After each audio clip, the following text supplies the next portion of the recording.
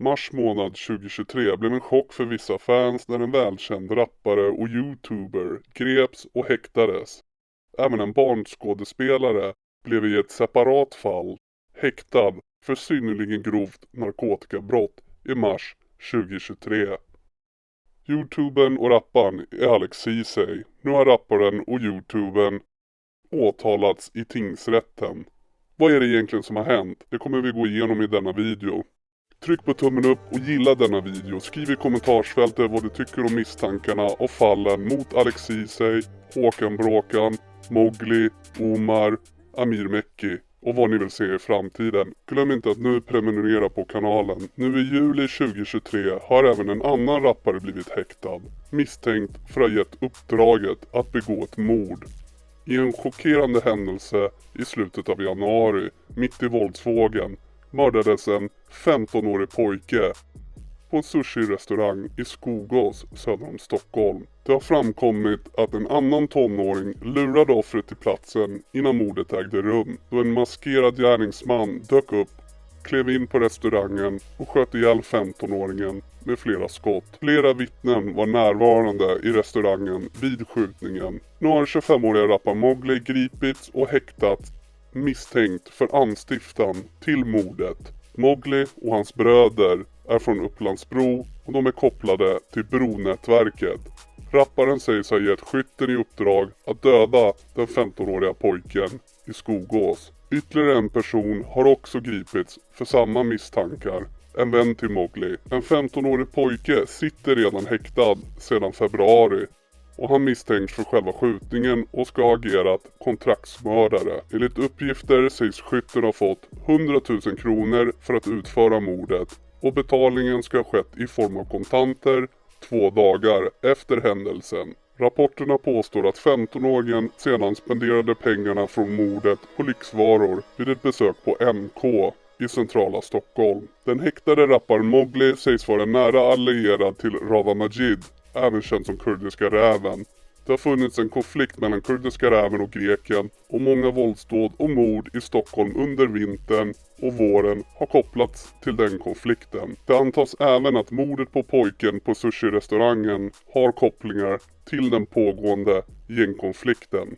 18-åriga tidigare kända barnskådespelaren Julius Hugosson, som spelade Håkan Bråkan i flera filmer om Sune och filmen Monkey, har tillsammans nu med 2 av hans vänner åtalats för grovt narkotikabrott och synnerligen grovt narkotikabrott. Julius var 17 år när han i mars 2023 greps i västra Stockholm på måndag tillsammans med 2 andra personer. Polisens spanare fick upp spåret när skådespelaren dök upp i en taxi, agerade nervöst och köpte endast vakuumpåsar på en matvarubutik. De brukar användas för att förpacka narkotika. Spanarna följde efter skådespelaren. Polisen slog sedan till i samband med en knarköverlämning där trion kunde gripas. Sammanlagt har polisen beslagtagit 40 kilo cannabis, 6 kilo amfetamin och 2 kilo kokain. Skådespelaren häktades på sannolika skäl misstänkt för grovt narkotikabrott då tingsrätten ansåg att det fanns risk att den misstänkte skulle fly eller undanröja bevis i utredningen. Barnstjärnan Håkan Bråkan dömdes så sent som i december 2020 för att tillsammans med en 27-årig man ha utfört en tortyrliknande misshandel mot en 15-årig pojke. 15-åringen blev skuren med kniv, slagen med hammare och fick ett finger avhugget som en del av en kidnappnings- och utpressningshärva. Brottet bör bedömas som synnerligen grovt eftersom gärningen resulterat i bestående svår kroppsskada samt då det tilltalade visat synnerligen hänsynslöshet och råhet, skrev tingsrätten då i sin dom. Den minderåriga barnstjärnan, som endast dömdes till ungdomsvård, menade under rättegången att han har varit rädd för sitt eget liv och känt sig tvingad och manipulerad av 27-åringen att utföra misshandeln. Han var också starkt påverkad av droger, bland annat av lugnande substanser. Alltså, jag gick på benzo så jag kan ha slagit honom. Jag vet inte. Jag har inget minne av det. Jag skulle aldrig klippa ett finger av någon i alla fall. Det är för grovt, sa barnskådespelaren då. Nu fortsätter vi med Alex Ceesay och tryck på tummen upp och gilla denna video och skriv i kommentarsfältet vad ni tycker om misstankarna av fallet.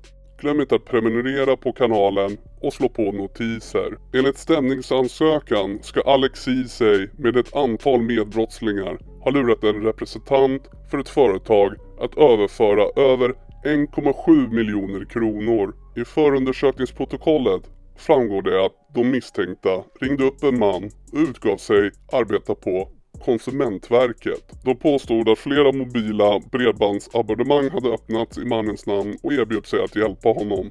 De lovade att pengarna skulle återbetalas inom ett dygn och mannen följde deras instruktioner och överförde pengarna. Det som gör fallet ännu mer intressant är att Alex Ceesay misstänks ha använt sitt eget bankkonto för att utföra brottet och även mottagit guldtackor till ett värde av nästan 510 000 kronor, över 500 000.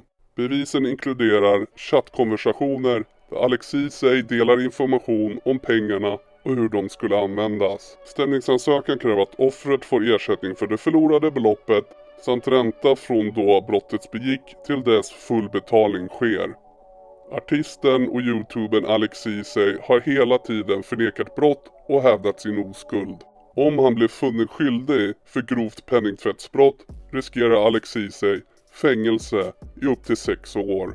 Penningtvätt handlar om att dölja spåren av brottsliga aktiviteter och deras koppling till pengar, och brottet betraktas som grovt när det involverar betydande belopp eller en systematiskt bedriven brottslighet. Snart kommer artistens och youtubens öde avgöras och vi får se hur detta påverkar hans karriär, likaså med Håkan Bråkan Julius. Om ni vill att vi gör en lång video och djupdyker om något eller några av de här fallen, skriv i kommentarsfältet vilken eller vilka av fallen ni helst vill se och höra mer av.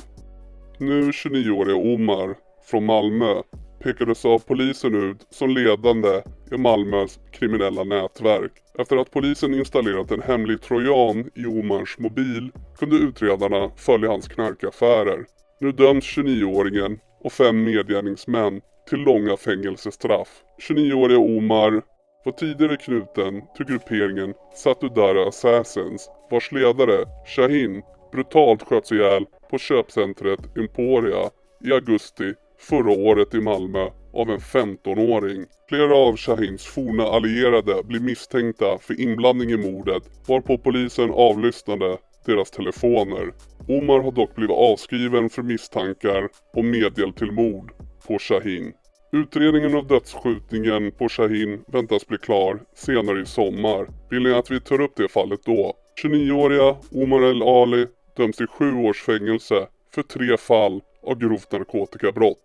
Omar ses dagarna efter mordet på Shahin i augusti 2022 på en video kasta ner en Satudara MC-pokal i vattnet.